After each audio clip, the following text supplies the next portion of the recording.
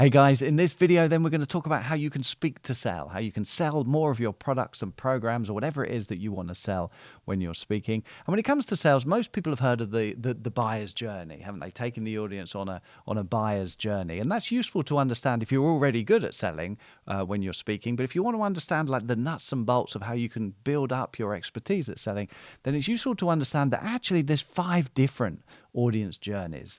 5 different journeys you need to take your audience on. And most people make the mistake of thinking, oh, I've got a program I want to sell, and they jump straight in to the sale.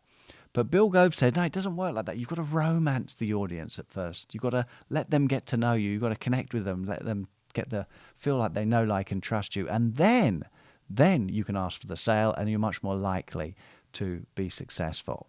And actually, you don't just want to sell your program if you think about it. What you want is repeat business, isn't it? You want to add value to people so that they come back for more over and over and over again. And that kind of sale, a win-win sale like that, sits upon a foundation. So let's look at then at the 5 layers of that foundation, the 5 journeys you need to take your audience on in order to be successful when speaking to sell. The first one is the intellectual journey. This is the obvious one. Everyone knows this one because you start thinking about, well, I've got to speak to the audience. What am I going to say? You're going to take them on an intellectual journey. There's a big idea probably that you have for your talk. And then you've got a number of sub-points that you're going to take them on, and one leads to the next. And it's an intellectual journey. Now, ultimately, if it's done well, you're going to end up with them arriving at a point of understanding where they understand the information that you're sharing with them. So they got it. They've got that intellectual journey has given them the understanding that they need. So that's the first layer, the intellectual foundation from taking them on the intellectual journey.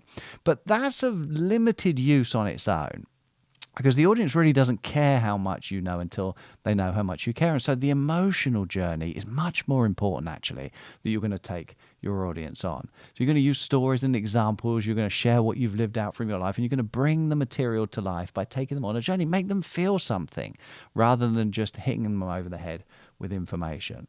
So intellectual journey is the obvious one. The emotional journey is not so obvious, but much more important, much more powerful. This is how you become relatable to your audience.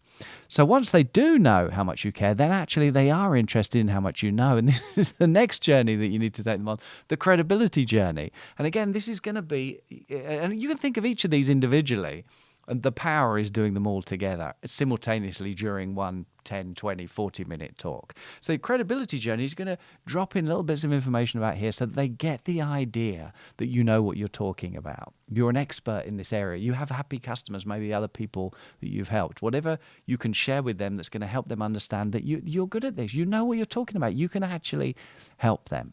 All of those things are going to be useful. And so that's the credibility journey, another journey you need to take the audience on within your talk. The next layer, the next journey and the foundational level is the relationship level. This is understanding that you're investing in a relationship. You're building a relationship with your audience. And that relationship may actually start before you get in front of them, before they see you, virtually or live in person. So it may start before, it may have already started. If you're successful at selling them your products and services, and you're going to have a working relationship with them, a partnership, then it's going to continue afterwards, isn't it? You're going to keep building that relationship and investing in that relationship after you've spoken to them. So the partnership level, the relationship level here, you're investing in, and it happens over time. And as your relationship builds, the way you interact with them changes. So that's another journey that may go beyond just your talk. Then this next level, the 5th level, is the influence journey. This is where they're open, somewhat predisposed to being influenced by you. Basically, they're letting you in at this level. And for all of the first 4 levels, you can do each of those individually. So you can just take them on an intellectual journey, and that's it. Just share information. Or you could just take them on an emotional journey, and that could be it. Or just tell them about how wonderful you are and share your credibility. Or the relationship. Each of those first 4, you can take them on individually, but the influence layer only works when all of those 4 happen together, all together. Then the audience begins to open up and let you in to help them.